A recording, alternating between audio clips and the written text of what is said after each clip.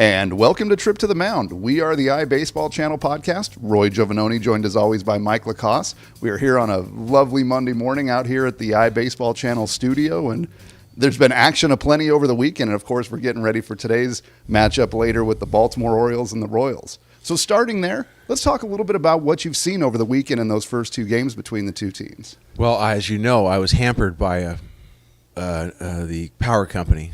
And so I didn't have any power for a while, but the Orioles situation is it's kind of taken an interesting twist with the Royals kind of getting on them now, and it looks like they're trying to drive that nail in there and really take them down. So I hope just for the sake of the game and the interest of the fans, I hope the Royals and Buck, you can get those guys and win a game actually.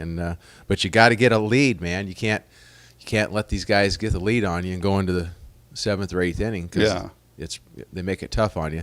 Now I will say this though, they talk about their running game, but their running game can be put in check as we saw. They just took advantage of a throwing situation with the catching. Yes, okay? yeah. So that's that, but they do it. Their defense has been terrific.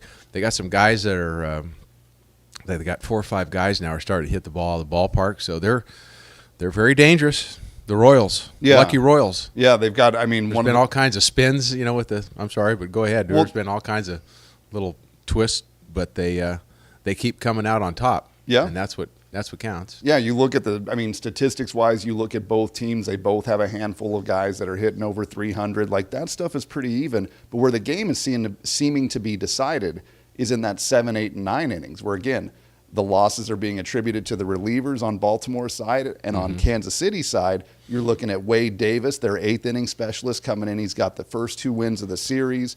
Greg Holland, their closer, is continuing to do what he's doing. And then, of course, Kelvin Herrera, their 7th-inning guy. So they have that definitive 7, 8, and 9, whereas with the Orioles, that's where the holes in the boat have been coming into this point. Yeah, that young man that you mentioned, Wade Davis, he's going to be closing for somebody here in the near future. Yes. That guy's he looks real good. He has that really electric slider that almost it looks like it's coming in the low 90s. I mean, it's but he's 80 or 80. He's 98 to 100. He touches 100 and it's got a little giddy up to it. Yeah. He's really tough. He's smooth and his arm works good and he's going to be closing for somebody. Yeah.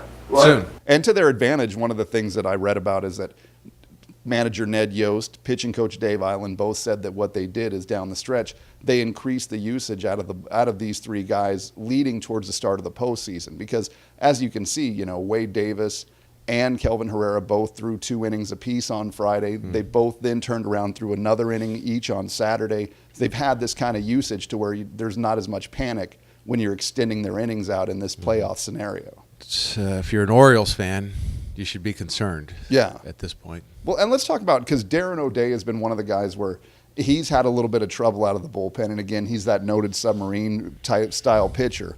What does it take for that type of guy to be effective within, and what are the dangers that come with that style of pitching? Well, one of them is if your stuff is starting to move or break way too soon, then they can gauge it and whatnot. But if you have the kind of stuff that you can throw into and get it real close to the strike zone before it starts to move, then it's very tough to hit. That's why Dan Quisenberry was very successful. As he was a submariner, only threw about 87, 88 mile an hour, but it was very late movement, and he developed pinpoint control with that little sinker and his little frisbee slider. The slider, it was there, and then all of a sudden it was that way. And it wasn't this big down, hard breaking thing, but it was just like a frisbee, and you didn't know it was late breaking, making it difficult. And so that's one of the keys to it. One of the other things is to have the ability to stay closed so that you don't open up too soon and let them see it down there, because they're going to adjust and look down and try to get that release point. They know where they're going to be looking. So the guys are tougher. The guys that dip their shoulder down look like you're going to come from way down under, but they end up coming from like the belt or just below the belt that kind of A little delivery. bit more, kind of like Pat Neshek a Yeah, little. and then maybe a little more upright version would be a Dennis Eckersley, a guy that looked like he was going to throw from down there, but he was kind of out here. Well, and of course, Baltimore's hopes today are resting on Wei-Yin Chen, the lefty. You know, what do you think? What do you like about him going into this game for them? Well, these are, you're down to 4 teams now, so you can bunch these guys, and it boils down to they're, for the most part, all quality starting pitchers. They're on winning teams. They're all guys that have had pretty good years, pitched, 200 innings and had a real good year. And so the bottom line is, are they able to go out and have that kind of game where they can just keep the ball, out of the middle of the plate? If they, for the most part, your starting pitchers have 3 or 4 pitches. They got to be able to get 2 or 3 of them on both sides of the plate and work those get the ball going away and coming in on hitters and changing speeds, because that's the one common thing that you see of all these games that these pitchers have. Is if you watch these games closely, they very seldom throw balls over the heart of the plate. When they do, some of them have good enough stuff that they get away with some of them, see? Yeah. And then some of them don't. And then it starts going from there. But if you put them all in a category, like I said, they're all making really good pitches right now. You have to be able to pitch to the corners in the playoffs, or unless you're a different kind of a pitcher. If you're a guy that's going to force contact, then you have to be able to go out and do that and not make mistakes up. If you make mistakes up, then you get whacked. Yeah.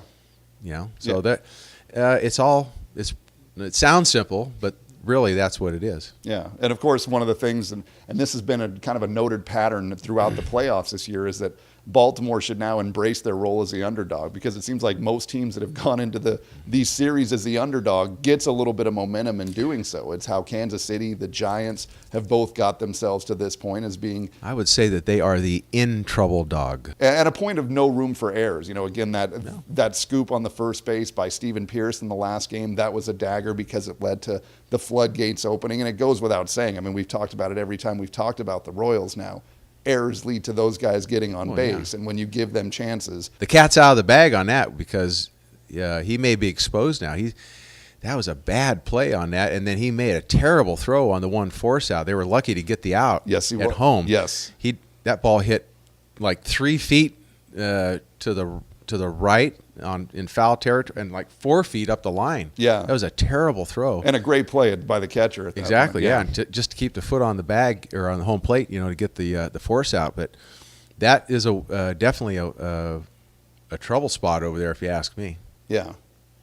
Yeah, because again, so many plays are. I mean, just by sheer volume, so many plays are involved with the first. I've baseman. seen your average big league first baseman's got to go out there and pick that ball, and they're out of that inning. Yep. Yeah. That ball's got to be picked. That wouldn't have been that. It would have been a real close short hop, which are the easier ones.